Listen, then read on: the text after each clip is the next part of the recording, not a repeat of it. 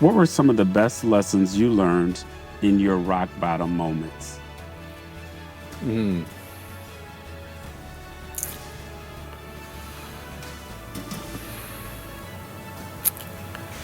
How to be still.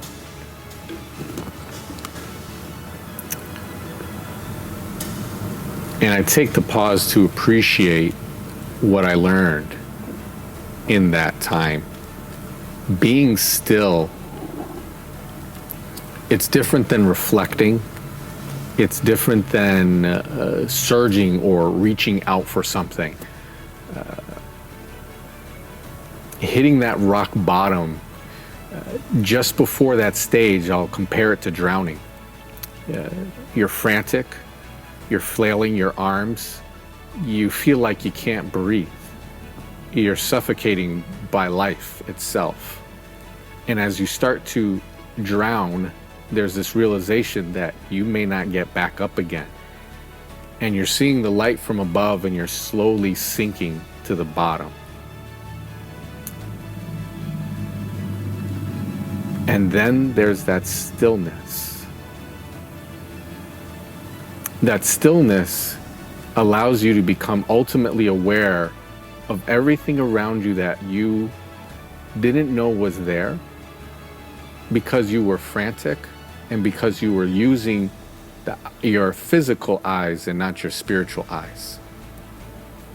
When you're forced to close all that out, your spiritual eyes stretch out from an infinite space. It's like a pulse wave. While you're in those moments, what did you find you had to take responsibility for personally?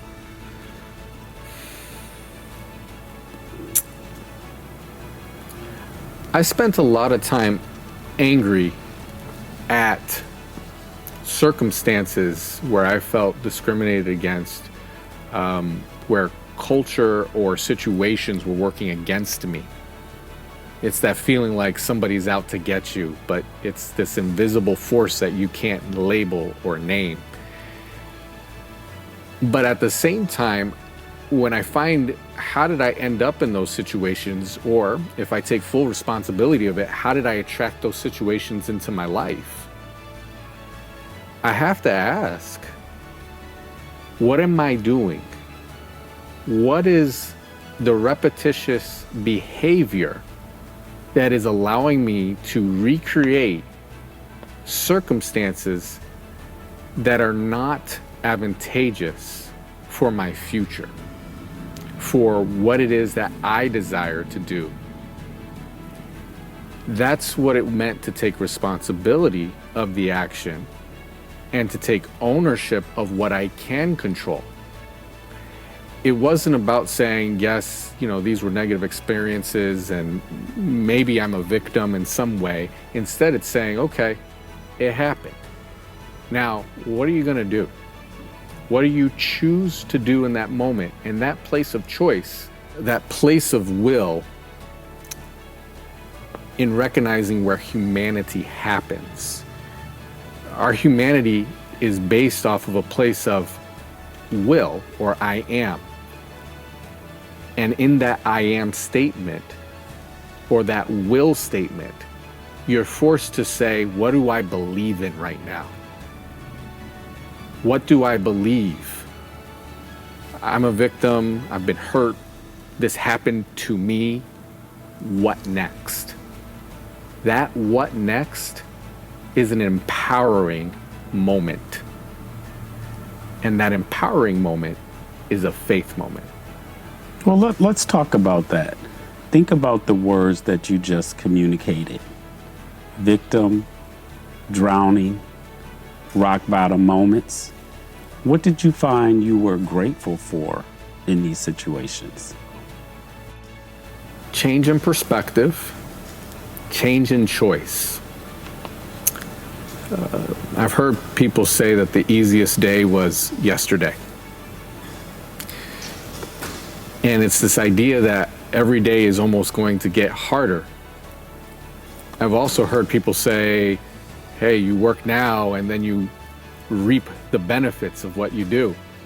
When you're at the bottom, there's no light. The light disappeared. You may not be successful. You may fail. But now the only thing you have to do is to choose, or am I going to sit there? Am I going to have great practices to keeping on, keep believing and doing the work that I know is inside of me, regardless of the outcome? That commitment was the difference, because now I'm not looking to be successful. I'm not looking to make it. I'm looking to keep on with my practices and to believe in. When everything else falls apart around you, do you still go to the gym and work out? Do you still get up in the morning and read your Bible? Do you still get up in the morning and brush your teeth, put on deodorant, cut your hair, take care of yourself? When life fell apart for me, I had a choice. Let the beard grow out, change my identity, change the way I look, be in mourning. There's a time for that, but there's also a time to arise. Thank you. Let's talk about the next growth stage, seed. $100,000 in debt, no job, a car with limited gas, an apartment with not heat in the wintertime. How did this experience help you understand about seeds? So after that thud, when you hit the rock bottom, when you feel like nothing and you can't seem to see anything, your hands begin to reach for the tools that are in life. And as you reach for those tools and you start to have that perspective shift, you are bringing in your passions, and it's birthing inside of you something deep, something stronger, and it explodes into a seedling. And I say explode because it's a big thing inside your heart, but it's a small thing that we can see. It's very small. It's a little shift. Maybe it's just getting up on time in the morning. In all of that adversity, the seeds were the things that were already in my life that I never saw. But they were also the passions being birthed inside of my soul. I'm not the only one to experience some of these things. But my story isn't a rags to riches story where everything all of a sudden got better. As you read Faith Arising, you learn that it didn't. In fact, there was a moment where we almost hit rock bottom again. Or maybe you, in your own experience, hit it perpetually. What Faith Arising is saying, hey, when you recognize the seed aspect of your life, you get to move to a new stage. And even if you feel like you're hitting rock bottom, don't be confused. Hone in. It's okay. Hone into your passions. Remember your passions. And it was a recommitment moment for me to hone into my passions, to remember who I am. I think about that Lion King moment, right? With Mufasa and Simba, remember who you are, right? Remember your identity.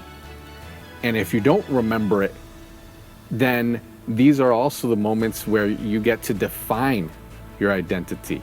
And that defining is that seed. Because now, where do you go from that flat space? Where do you go from that defining moment? That's that seedling. That's that sprout. A lot's happening inside. But that little sprout is all we see. That's what seeds are really all about. And we can begin to identify there's a lot more seeds in our life that maybe we didn't notice because we were looking down when we were drowning, when we quote unquote gave up, and maybe even sitting at the bottom of the ocean. So that's where we feel.